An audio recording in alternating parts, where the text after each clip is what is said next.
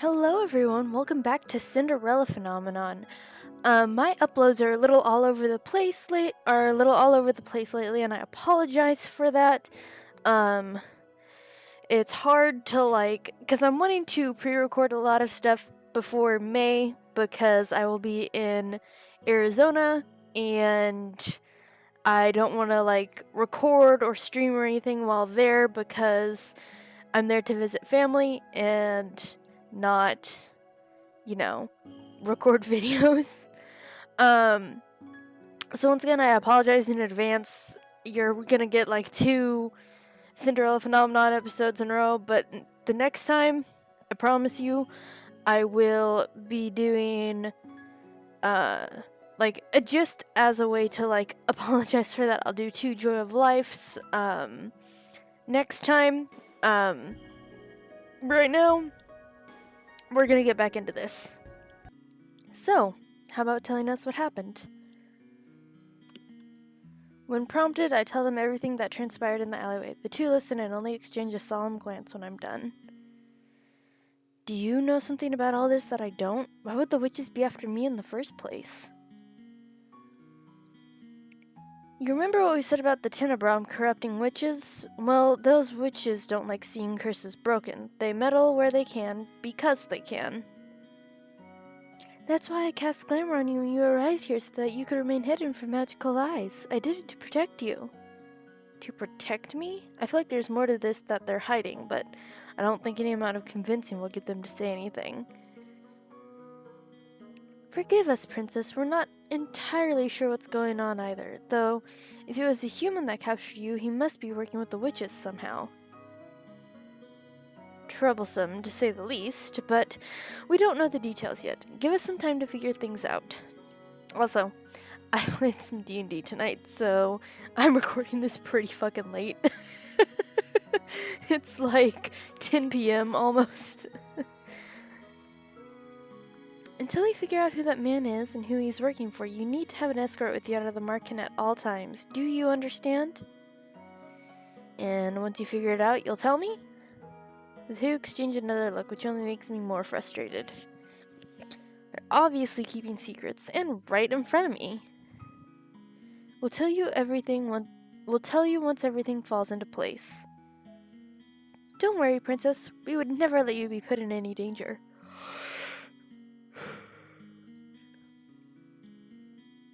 The silence is what ends our conversation. I make my way back to my room, my feet heavy. I feel like a fly caught in a spider's web. I try my best to clear my mind as I return to my room. Ooh, that's good. The days go by slowly, and I make no progress with my curse. Karma's busy with the night's stay, and Delora and Parfait are busy talking with Rumple about his curse in his room. It's the perfect night to go and wander the town by myself. I need to see if I can find out anything about the witches and what's happening around the kingdom.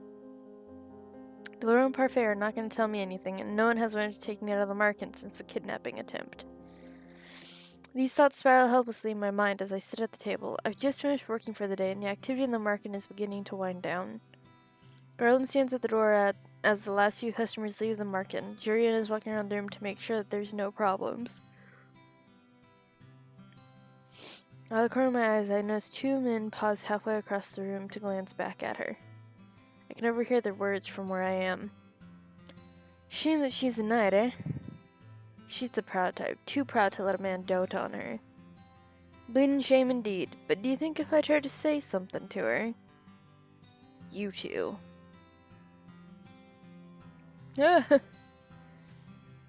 Garland is suddenly standing behind the two men, an uncharacteristically dark glare on his face.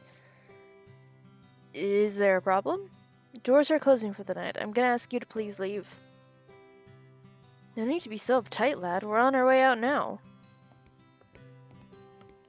The 2 men walk out and Garland stands in the middle of the tavern area, glaring after him. Excuse me, I am so sorry, everyone. He more or less pushed them out of the tavern. If Anise had seen that, she'd probably have scolded him. Garland? You okay? Of course. You think you can fool me? I've known you long enough to know that something's bothering you. Neither of the knights seem to notice me here. If they do, they ignore me. Jurian is still looking insistently at Garland, who looks down at the floor. Is he gonna say something to her? Garland says nothing, though. He looks at a loss for words. Finally, Jurian reaches out and pokes his shoulder, and he looks up, startled. Still the same as always. The silent... Excuse me, I'm sorry again. Still the same as always. The silent, watchful knight.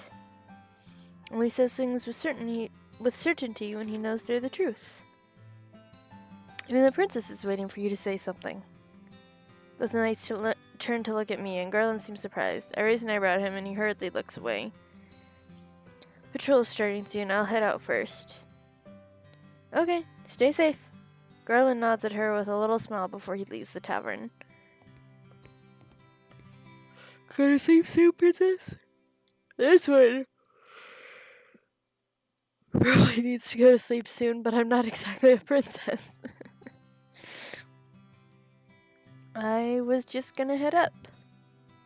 I stand up and get ready to move up to my room, but stop once more to look at Jurian. Did you hear what those men were saying? Oh, about me being too proud or something? So she did hear them, but chose to say nothing. It doesn't bother me. They're right. I've been independent for a long time, and I would never think about pledging my safety to a man I barely know. I can take care of myself. Blunt to the point, Jurian was really admired for that honesty in the palace. The only other women I've trusted before are my fellow knights, Garland most of all, since we've always been partners. She does not explain any further. I decide that's for the better. The sooner everyone's cleared out, the sooner I can leave the Marken. Tonight's the night I go looking for answers. This is a dumb idea. Why are we doing this, you dumbass? Sorry, Karma, but I can handle myself. I'm gonna prove it tonight. I may not be able to fight, but I can still be cautious enough to not land myself in trouble. Can you, though? Still, I do not happen to hear much of anything as I'm exploring the town tonight. I should have brought along some kind of weapon, but then I would have had to steal a knife from the kitchen. I'm not a thief. Hours pass before I pass a tavern filled with knights. Deciding that I'll at least listen to what's happening at the palace, I linger by the open door and listen to what the men are saying. I hear that young Fritz is having a hard time of it. I feel bad for that. Even Sir Alcaster thinks he's gone mad. Well, he does keep talking about a princess that doesn't exist. Is Fritz cursed? Fritz still remembers me? But how? Even his father's growing weary of his babbling. Sir Mithros forced him on break the other day. He didn't seem happy. Well, Sir Mithros must think he's crazy too. Poor Fritz. Can you keep a secret? Knights look at each other and I lean as close as I possibly can. Apparently the boy spoke some truth, though Sir Alcaster doesn't quite believe it. He's looking for the daughter of the previous queen. The witch had a daughter? The previous queen? Are they talking about Mother? How dare they call her a witch? I mean, she might have been. She gave you... No, that was Dad. I was gonna say she gave you a doll that was a witch, but that was Dad. Apparently she did, though I don't ever remember such a girl. It's top secret stuff. I just happened to wrestle this stuff out of one of the lackeys looking for her. What would Sir Alcaster need this girl for?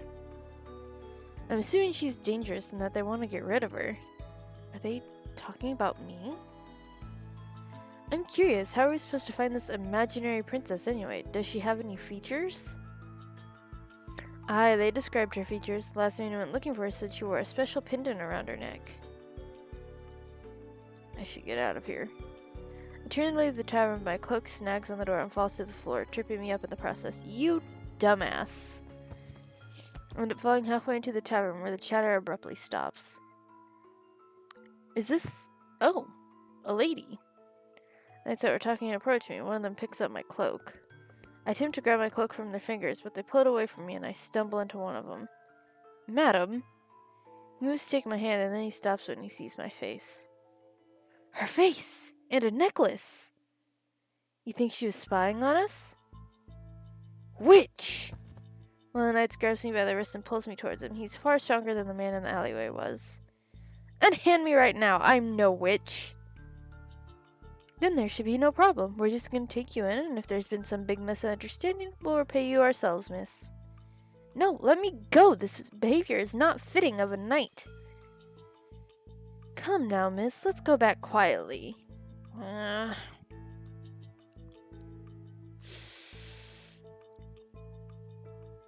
We fought last time and barely got away.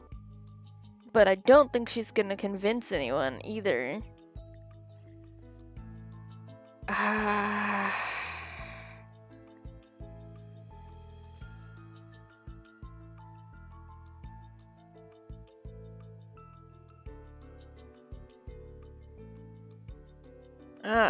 Shit.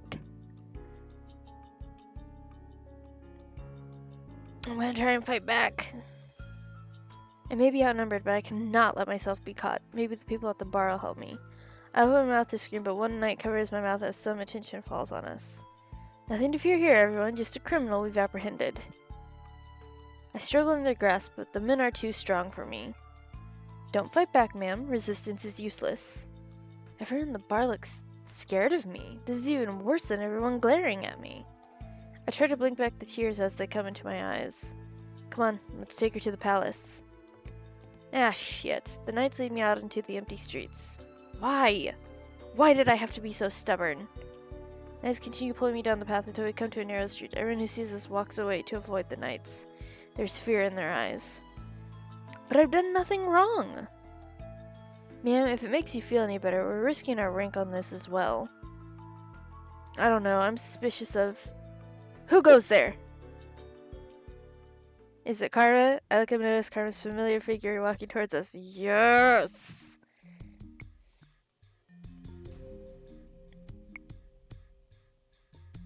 What's he doing here, and why isn't he in disguise? Gentlemen, I ask you to unhand that woman. As a knight, I would be ashamed to be seen treating a lady so terribly. And who are you? Her husband. His what? Unhand her, gentlemen, or taste my blade. Sir, we were just going to take her to the palace to... I'll give you on the count of 3.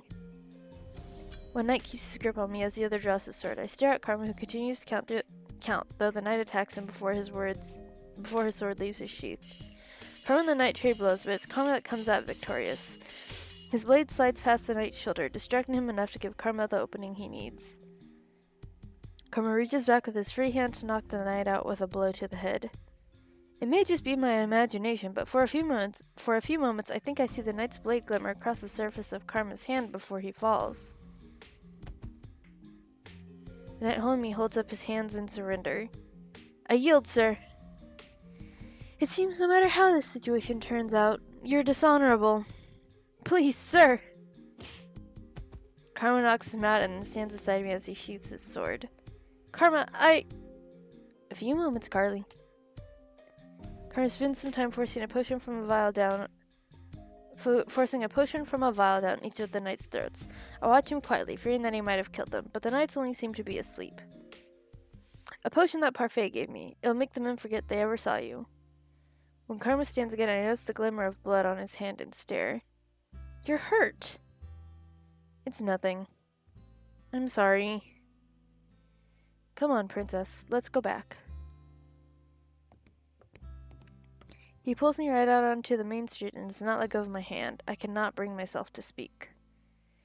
Karma has saved me twice now. Not only that, but this time he's injured. He says it's nothing, but his bloodied hand does not move at all. Why do I have to be so stubborn and insist I can handle myself? I don't speak for a long time. Eventually, I notice people start to stare. Though before long, the staring grows worse. Young women begin following us, giggling from behind. I turn to Karma, who looks like he hasn't slept in days. Karma. Sorry, Princess, but I'm not in the mood to talk. Those girls are walking right behind us. This is his curse? Karma!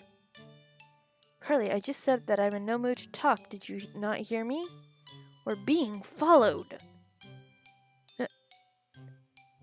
He stares behind us almost stupidly and then laughs hollowly when the girls see his face. They start to rush towards us, their voices rising and blending together into horrendous cacophony. Karma's not moving, though. He looks resigned. Maybe he's too tired to realize what he wants to do.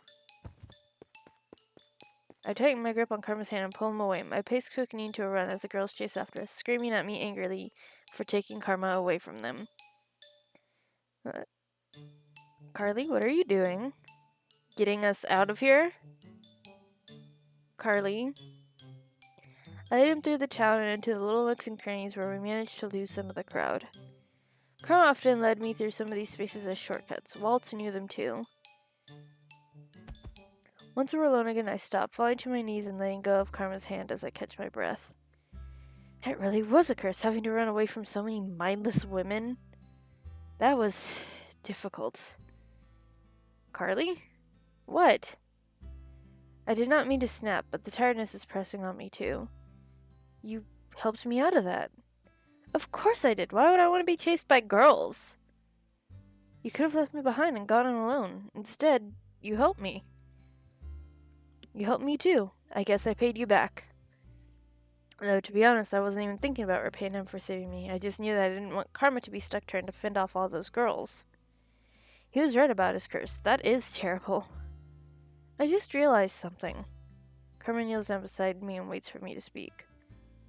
My curse is people forget me, and yours has even strangers become fascinated with you.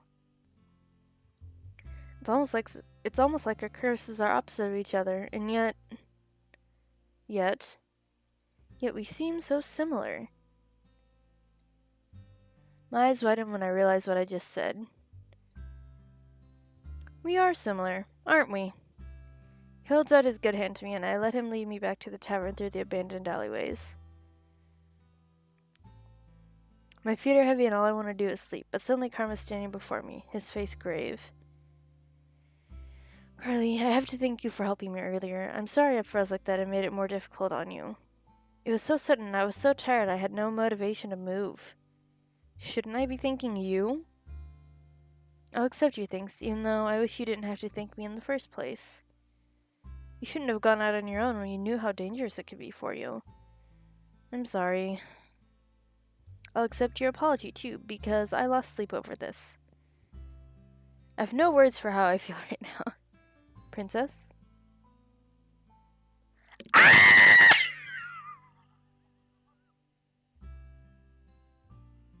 That's the thumbnail. That's gonna be the thumbnail. Karma reaches for my hand again, and this time he holds it up and kisses the back of it. Suddenly, all my tiredness falls away.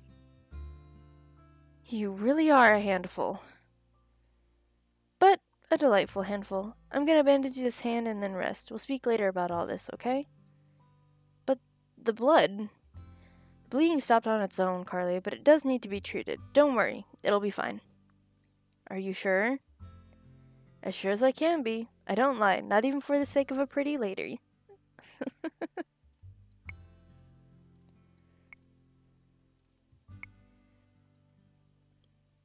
Pretty lady. God, Karma lets my hand go as we enter the market and then bows politely to me before heading back to his room. I watch him go, my mind whirling. Does he usually kiss women's hands? Oh, look at her. No, I don't think so. Matchmaking. Ooh.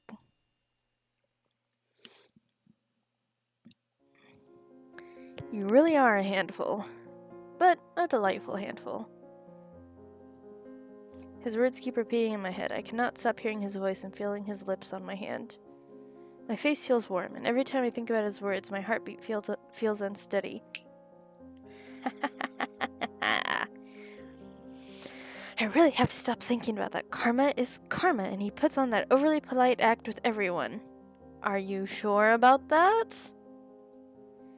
But then, I'm pretty sure I've never seen him do something like that with another person. I'll just go downstairs and stop thinking about all this. I need to tell Parfait and Delora what happened. Because the time I had returned to the market yesterday, I never spoke to anyone about what happened. Yeah, it was probably like 3 in the morning. Maybe someone's downstairs. Someone usually is. I leave my room and make my way downstairs to the reception. It's quiet when I enter, but not as sad as I thought it would be. Karma's sitting at one of the tables speaking quietly with Parfait and Delora. His injured hand is sitting on the table, bandaged. I cannot help but stare at it, my heart plummeting. His injury's my fault. So, you've yet to hear the entire story? No, I'm not. I'm afraid I'm not quite privy to the information Waltz has. Is that correct? Waltz has been directly involved with this far longer than you have. Oh, that's Parfait. Oh well. What about Waltz? Oh shit. Princess, you're up early. They all turn to look at me as I stand at the table. Karma still looks tired and is not in his dress. He looks somber but still smiles at me. Carly, how nice of you to join us. When did he start saying my name without my title? Carly, you've run into a lot of different mishaps this week, haven't you? I thought you would be stubbornly avoiding work. Instead, you got out of your way to get yourself in trouble. This involves me directly. How would I not be curious? You've also been irresponsible, sneaking out without any of us knowing. I have the freedom to do whatever I want to do. I even wore the cloak. Oh no, the cloak. I left it at the bar. I feel a nudge at my arm and Karma's holding out my cloak with a tired smile. Oh, you went back to get this? When? Yesterday, when you were still in bed. You've been running yourself dry these last few days, Karma. It's nothing. Thank you. What? What's this? Our ice princess is thanking someone? Why is that something so strange? Oh, come now. She's not so icy. Carly's more fire than anything. She's filled with unbridled passion and confidence. Confidence that's gotten me nowhere so far. Don't look so dour, Carly. You've become quite the accomplished woman. Karma gestures toward me and I flush, unsure of what he's talking about. Then I notice Delora's eyes are on me too. Oh, Parfait, did you see that? What are they looking at? I reach down to grab my necklace and then pause. I cannot stop the gasp that leaves my lips. Oh, there's a piece of it! When did that happen? Princess, you didn't realize that there's an extra piece to your necklace? Congratulations, Princess Carly. You're a step closer to breaking your curse. I feel proud.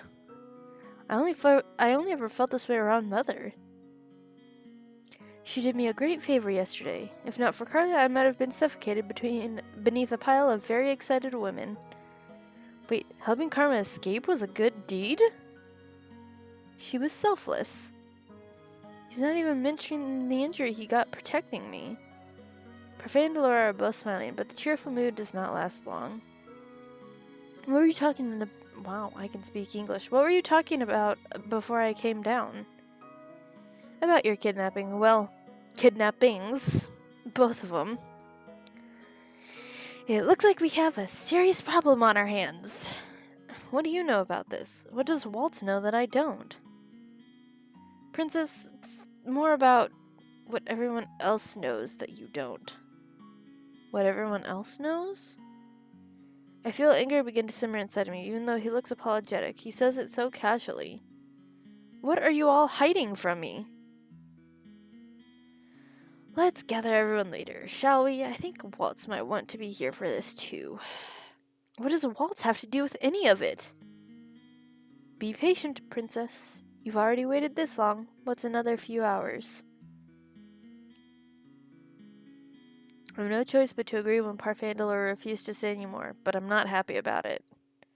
I spend the rest of my time doing idle chores around the tavern. I do a round of sweeping with Mr. Broom and mindlessly organize some of the bottles. I cannot believe everyone knows something about me that I don't. But now, I'll find out the entire story. Maybe it'll answer some of the questions I have. But why are they keeping things about me a secret to begin with? Oh, shit. Delora gathers everyone in the tavern to discuss the kidnappings. I decide to sit between Waltz and Karma. Hold on. Delora gathers everyone in the tavern to discuss the kidnappings. I decide to sit in between Waltz and Karma. I know I just read that, but we're... So, we have a story to tell. Story time, huh? I don't suppose this would be a romance, would it? How can you stand to make comments like that constantly? How can you stand to live a lie? Two glare at each other across the table, but Delora silences them. Delora starts with a story about the Great War, one that I've already heard so many times I can recite it myself. What does this have to do with me? Because of the fairy tales, witches like myself were punished for simply existing. Our leader, the Tenebron Bearer, was a kind witch that was overtaken by the grief that our people suffered. She was driven so far into madness that she created the fairy tale curse to punish humans and make them suffer as the witches had. And when that wasn't enough, she committed the ultimate taboo. She killed a human. I tried to stop her, but by the time I thought to act, it was too late. Knowing that Delora and Parfait were involved in the Great War makes it seem more real. But wasn't the Tenebron Bearer killed? How can the fairy tale curse continue to spread if she's dead? I believe that the Tenebron Bearer sacrificed the last bit of her life to continue powering the Tenebron. All to ensure that the remaining witches could continue spreading the fairy tale curse. Is none of this ringing a bell for you? What are you talking about? She really did erase your memories. Erase? The witch who died, the Tenebron Bearer. It was your mother, Princess Carly. What? For some reason, I turned to look at Karma, who is one of the only people who doesn't look away from me. I grew up outside this kingdom, but even I know the terrible witch Hildir. You expect me to believe any of this? She wasn't a witch. I would remember that. Well, you would if you had memories of the war, and the years before that. Under Hildir's rule, the palace was a dark place. The king didn't have any real power until Hildir was defeated. That goes for the rest of us, too. We were slaves to Hildir. Delora's eyes flicker to Waltz. It's the truth. Waltz knows because he's also a witch. Oh, that makes sense. He experienced Hildir's command over the witches firsthand as well. Waltz is a witch?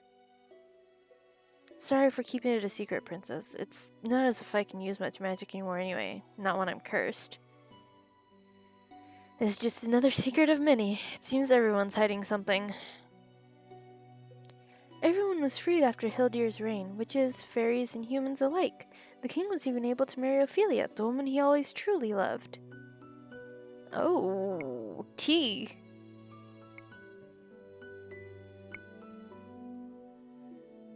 So, it's always been Ophelia that he truly loved? Was that the reason I never felt any love from him? Because I was my mother's daughter? He gave up on me. No, dear, I don't think he gave up on me! My voice is too loud in the reception area. I feel it crack beneath the pressure, and suddenly, I want to cry. But Mother told me so many times not to cry. The king gave up on me. But Mother didn't. Mother would tell me this was all a lie. She would tell me not to trust anyone. They must be lying. I turned to Karma. For some reason, I trust him more than I trust Delora or Parfait. Is this the truth? I was told the story of Hildir and her daughter, Carly. They said you were the picture of elegance, but that you shared your mother's icy nature. But I don't think that's true at all. If Hildir was ice, then you most certainly are a warm fire. If my mother was a witch, then what does that make me? You're a witch as well, whether or not you were ever taught to use magic. On your upcoming birthday, you'll become the Tenebron bearer. Do you realize how ridiculous this all sounds? Me? A witch? The king never said anything. And now I can't even ask him if this is true because I'm cursed. Why would you even curse me? We didn't want a repeat of the tragedy, Carly. I sat on your shelf for almost a year, Princess. There was ice in your heart, and if you had inherited the Tenebron in that state, who knows what would have happened? Then why didn't you just tell me any of this? Delora and Parfait look at each other before dropping their gazes to the ground. If we had told you before, would you have even bothered to listen? The king must have tried to do the same thing, and look how that turned out. You shut out everyone who ever tried to tell you about Hildir's true nature. That's probably true. Even now I'm having trouble believing that they're telling me the truth. The whole world feels as if it's collapsing around me. I need to escape. I need to go out and be somewhere else, but why are the witches looking for me? You're the heir to the Tenebron. No doubt the evil witches want you on their side so they continue wreaking havoc in Agile with the fairy tale curse. The men that were looking for Carly were not witches, though. They were knights. Perhaps the witches and the knights are working together? This must be a part of Alcaster's scheme to steal the throne. What are you talking about? The reason why Garland and I left the Order of Caldera was because the king did not believe us about Alcaster's coup. How would he know of the princess's identity, though? Anyone who isn't a witch, fairy, or isn't cursed shouldn't be able to remember her. But now we know that it's not just the witches looking for the princess, but the knights of the Order of Caldera as well. They definitely have a description of her from someone. Carly? Carly reaches out a hand to touch my shoulder, but I flinch back before standing up. I can't speak about this now. I want to be alone. Let her go. She'll need a lot of time to think.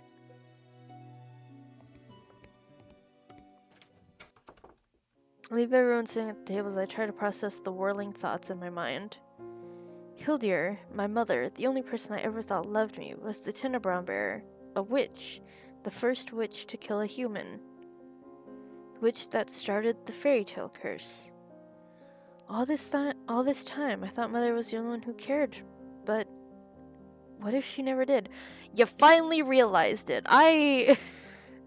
If anyone is watching this and has seen the previous episodes, you would know that I said from the beginning that her mother is questionable, her mother is toxic, and is gaslighting her, and probably just all around was a terrible person, and clearly it seemed like she was, at least what I got from it, but I guess if the main character did know all this, there wouldn't be a story. I stay in my room for a long time, trying to process everything I've been told. Wow. Okay. Ooh. Days go by before I decide to leave the tavern again to watch Karma practice with the knights. These last few days I felt hollow. Maybe seeing the normal practices will help me feel better. Maybe it'll make things feel like nothing's changed. When I arrive at the forest, however, only Carmen's standing in the clearing. He's staring through the trees as if he sees something there, but his expression is solemn, almost sad. Eventually he sighs, shaking his head before turning in my direction. Oh. Carly! I prepare myself for a response and find that no words come to mind. I've not spoken to Karma since the talk about Mother and witches, and any of the ease I felt with him before has slipped away. Oh, come on! Still, I came here on my own, and I can't just stand here being mute. I say the first thing that comes to mind. Where are Jurian and Garland? I'll only turn with Garland. Jurian's on patrol tonight. He'll be here later. I just came early. It seems you did too. Carly, are you okay? I'm sorry I haven't been by to see you. It's not as if you owe that to me. I don't owe it to you, but I truly wanted to. I've just been busy these past few days scouting the town for information. As much as I want you to come with me, why would you ever have wanted to pair up with someone like me anyway? Why, Princess, that's because I'm bitter and cold, and even though I want to change, all I can think about is myself. But now I want to change because I don't want to be the same as my mother. Isn't that selfish? Maybe so. But I believe you're being selfish. Blah. Maybe so, but I believe you're being selfish for the right reasons. Sorry. An entirely selfless person can't survive in this world. Before we can make others happy, we have to be happy ourselves. Happy. Ourselves? Yes. An angry person holds resentment towards everyone, and it mars whatever good deeds they seek to do. That's why I can't complete my good deeds. Wrong. You've already got one done. Recognizing the need for change is always a good thing, Carly. Regardless of the motivation, you're trying to become a better person. That's what matters.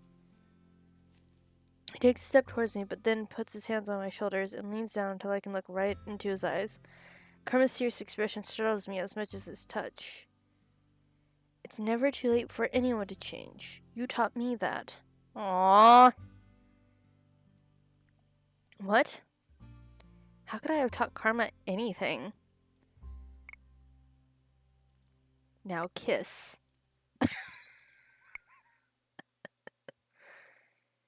Do you mind if I tell you a story, Carly? He's standing too close. Stay. With his face so close, all I can do is stare right into his eyes. Karma's hand tightens on my shoulders, and for a few moments I feel a slight panic rising in my chest. Then Karma steps away from me with a rough shake of his head. Karma? Next time I do that, feel free to push me away. Damn it! What? It's better that way. Hold on. Hold on. We're going back. We're going back. Shit. We're going back.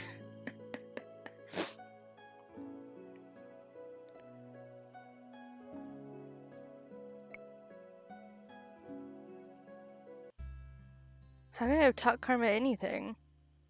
Do you mind if I tell you a story, Carly? He's standing too close. I take a step from him and Karma's hands fall from my shoulders. He sighs out. The story better be just as dramatic as mine. Thank you. For what? For agreeing to listen. There it is! And for what you just did.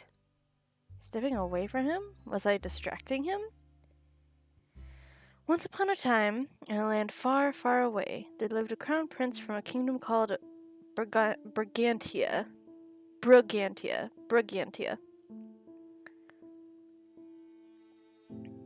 is one of the neighboring kingdoms, so this isn't make-believe? His name was Claude Idric Rinaldi Mathis Almonte.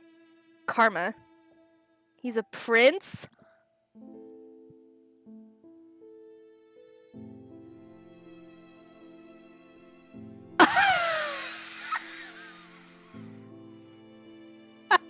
Oh, what? Excuse me? His name was Claude Idric Rinaldi Mateus Almonte, but because the name was such a mouthful, he settled for an acronym as a nickname, at least around the palace, where it was acceptable. Karma. Claude Karma? Prince Claude was a man who flaunted his beauty and talents to all that he met. He often used his title to get what he wanted. Prince Claude was a selfish man who felt he was entitled to everything that he had. He was vain and often left his castle unattended so that he could avoid his responsibilities. Then one day, he chanced upon a beautiful maiden in the town square. He led her around the whole day, being as charming as he possibly could. And then, at the end of the day, he asked the woman to be his lover.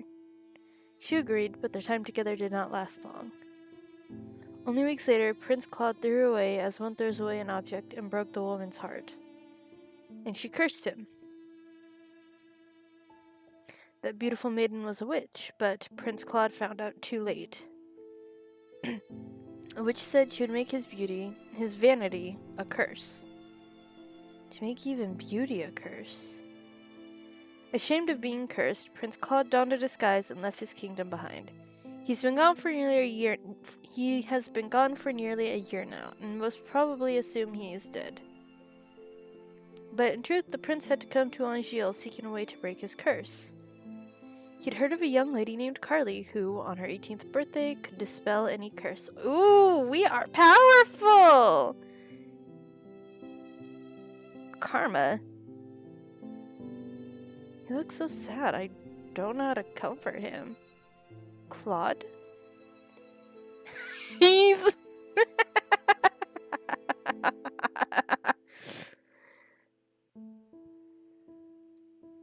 Karma.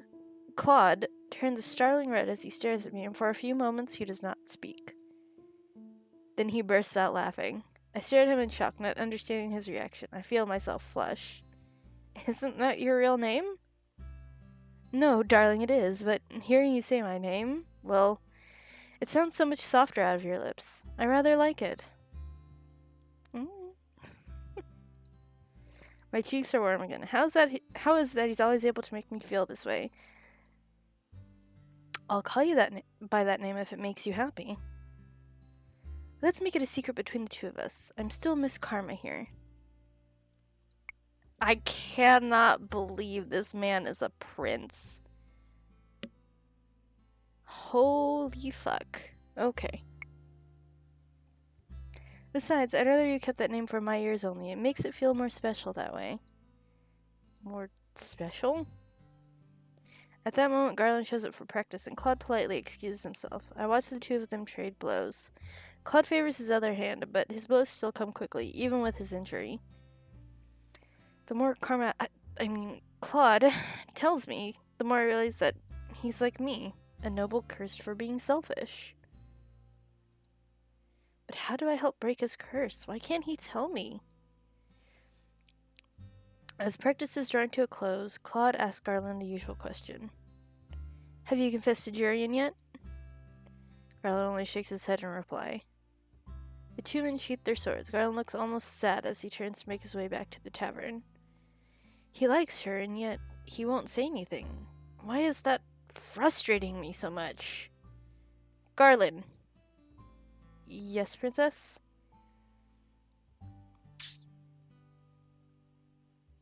I mean...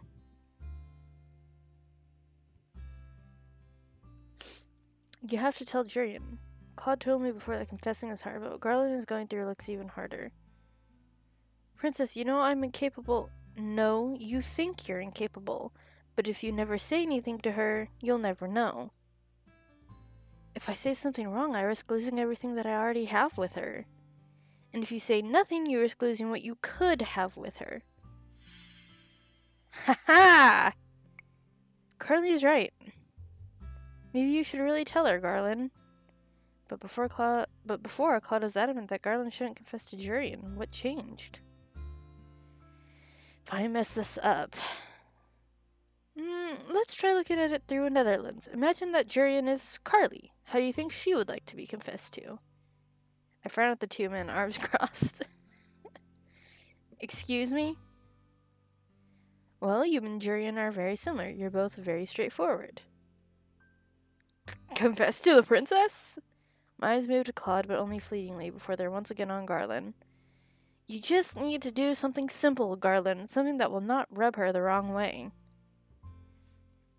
A maiden's heart is ever fragile, and each woman is different. Claude's wearing an amused smile on his face, but he's looking at me, not Garland. I can feel my face flush and have to look away. Carly, you're tomato red again. It's adorable. I cross my arms over my rapidly beating heart again and force a scowl on my face. No, I was just thinking about what Garland could do. Something simple, like when Karma kissed my hand, Oh shit. Garland kissing Jurian's hand is probably not a good idea. Maybe you could do what Claude and I did that one day in town. He could buy her some food and they can just talk. Garland, have you ever just asked Jurian out for food? Not alone. Jurian's practical and she always eats at the tavern. She's always on duty if she's available. I'll take her patrol shift 2 nights from now then, and tomorrow. You can ask her out for wow. I'll take her patrol shift 2 nights from now. Then I'll take her patrol shift 2 nights from now then. There we go. And tomorrow you can ask her out for a meal. I don't know why I struggled so much with that. We can make your invite a grand affair. We can drape banners on the walls, or I could give you a rose. That sounds like a terrible idea. I'm offended. I feel like if I did something like that for Tyrion, she would get embarrassed and punch me. Sounds like another lady I know. Claude grins at me, but I just roll my eyes. Garland, just ask her normally, and then when you're out and alone together, you can confess. And we'll make sure you have the time to do it. I'll purposefully come late to practice tomorrow night so you can ask her out for that date. How's that sound? You two really think I can do this? You just have to ask the question. Whatever follows will at least be an answer. It's true.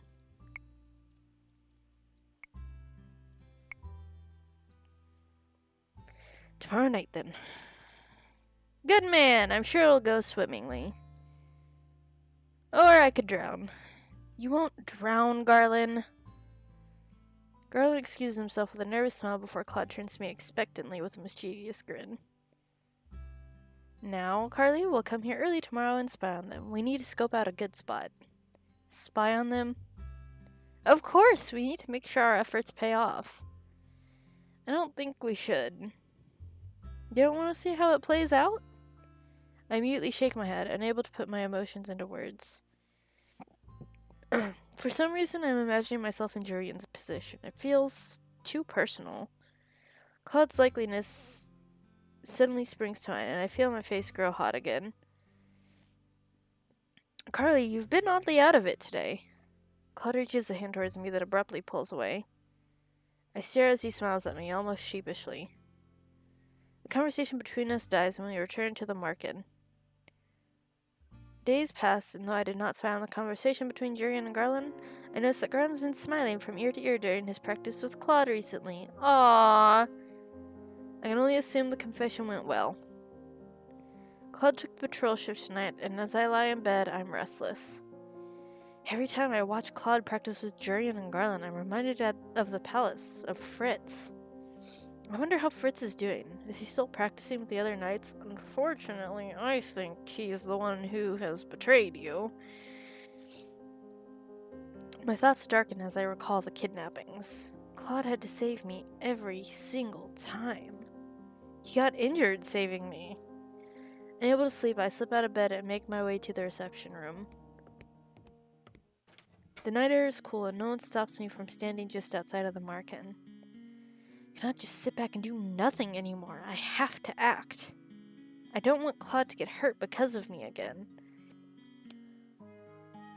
Eventually I see Claude approach. He looks tired and is moving more slowly than usual. When he sees me, his lips quirk into a smile. Carly, what are you doing out here tonight, love? Oh? Love instead of darling? That's new. Hello, Claude. His face is dark red again. It's a bell of getting the other flustered. Let's go! If you're using my real name, I suppose you've come to ask for something serious. How can you know that? I do need to ask something of you. Well, if you need a shoulder to cry on, I'm right here, love. What? Oh, is this not about... Never mind. I'm asking if you'll be my instructor. For some reason, I seem to have caught Claude off guard. He stares at me for a few moments. What? I want to learn how to use a sword, and I want you to be my instructor.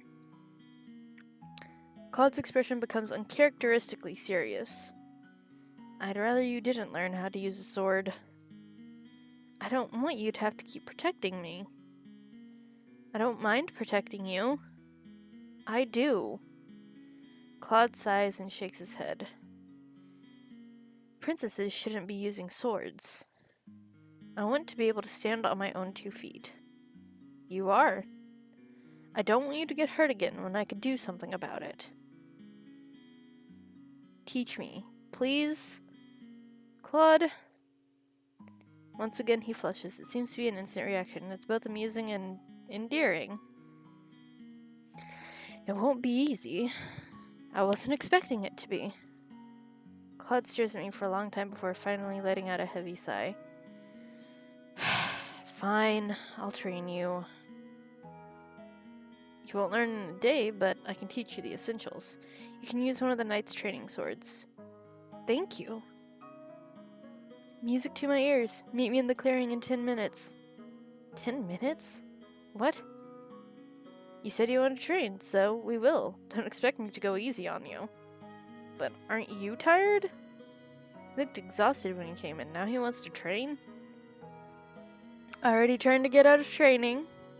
I am not. Claude shakes his head, but he's smiling. I'll see you there in a few minutes, love.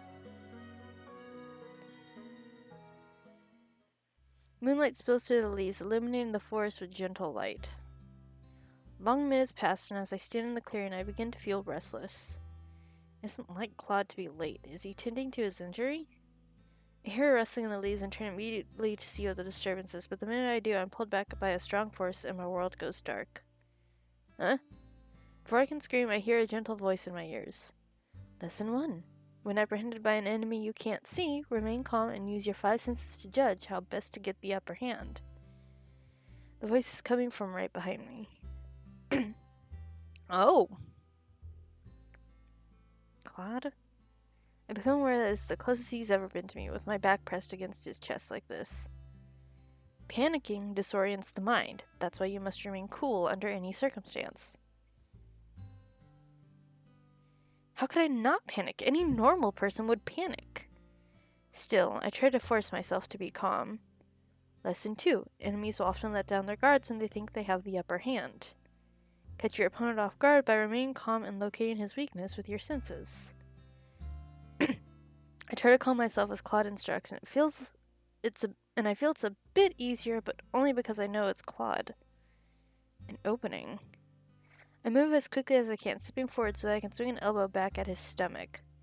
Before that happens, he's pulling me back to him, closing whatever distance I had put between us. In the process, he moves his hand from my eyes to my mouth. I can once again see the forest, but my words are muffled beneath his hand. Another thing to remember is you won't always be able to catch your enemy off guard by throwing punches or hits at them. Your opponent will usually always be stronger than you, Carly.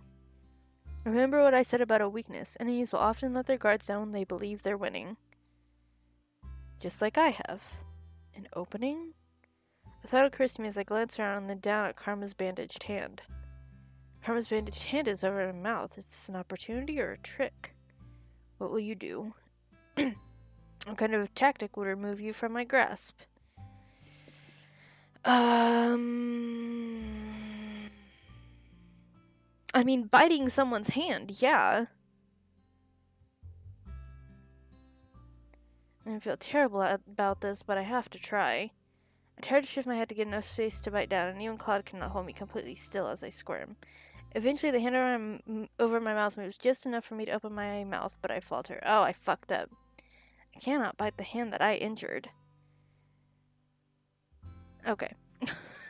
We're going back. Okay. So I can't go back past that. So we're gonna have to... Oh god, I didn't save before that. Okay. One moment, everyone. Okay, I think this is near where we were. Catch your opponent off guard by remaining calm and locating this weakness with your senses. I try to calm myself as he instructs, and I feel it's a bit easier, but only because I know it's Claude. An opening. I move as quickly as I can, stepping forward so that I can swing an elbow back at his stomach. Before that happens, Claude has pulled me back to him, closing whatever distance I have put between us. In the process, he moves his hand from my eyes to my mouth. I can once again see the forest, but my words are muffled beneath his hand.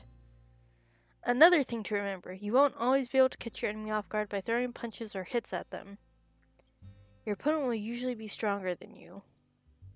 Remember what I said about a weakness. Enemies will often let their guards down when they believe they're winning. Just like I have. An opening? Okay. We have 1, 2, 3, 4, 5 pages left of 8 save slots, so I gotta... Thought occurs to me as I glance around me and then down at Karma's bandaged hand.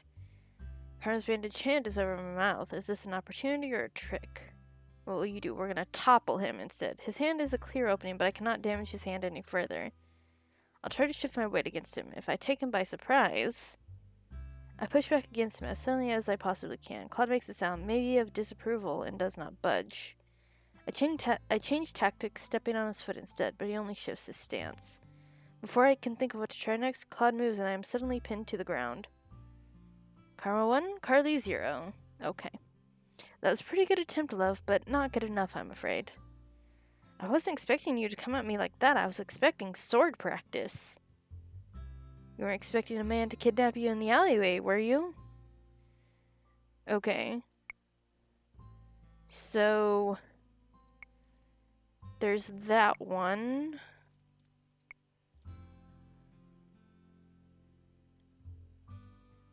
We could go back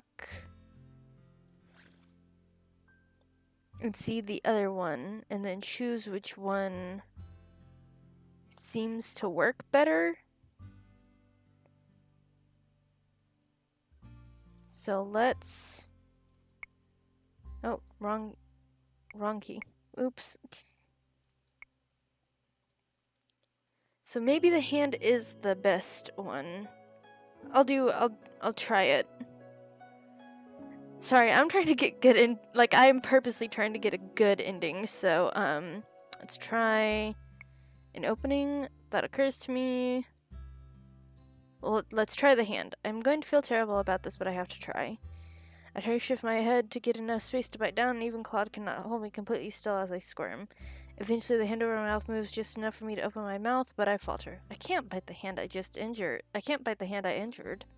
Unable to do anything else, I mutely shake my head and I hear Claude groan. In one swift motion, he pushes me down to the ground, pinning my hands by my head as he frowns at me. You're not even gonna try and find an opening? I glare at him. I'm not gonna bite your hand. Bite my hand? I didn't even think of that. Oh, maybe this was the right choice. But you made it obvious. You put your hand over my mouth. I meant for you to try moving my hand. Pushing back a person's thumb usually causes their grip to loosen. How was I supposed to know that? Ah, that was the right choice. Okay. Experience is the best means of practice, as they say. I have a complaint about that particular lesson, but I withhold it. Okay, so that was correct. We'll overwrite this. Yeah.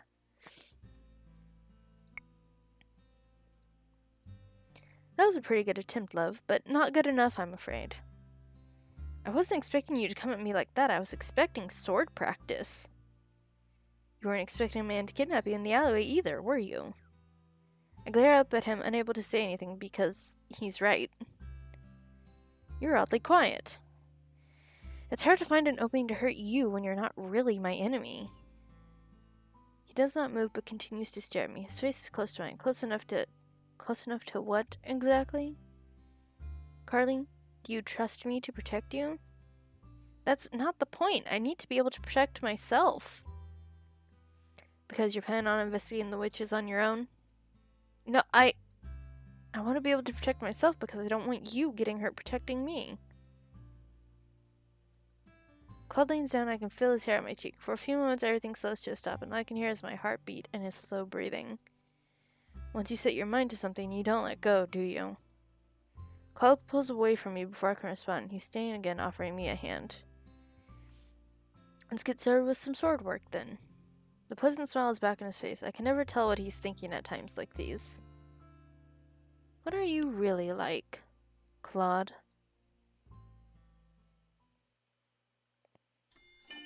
thorny rose.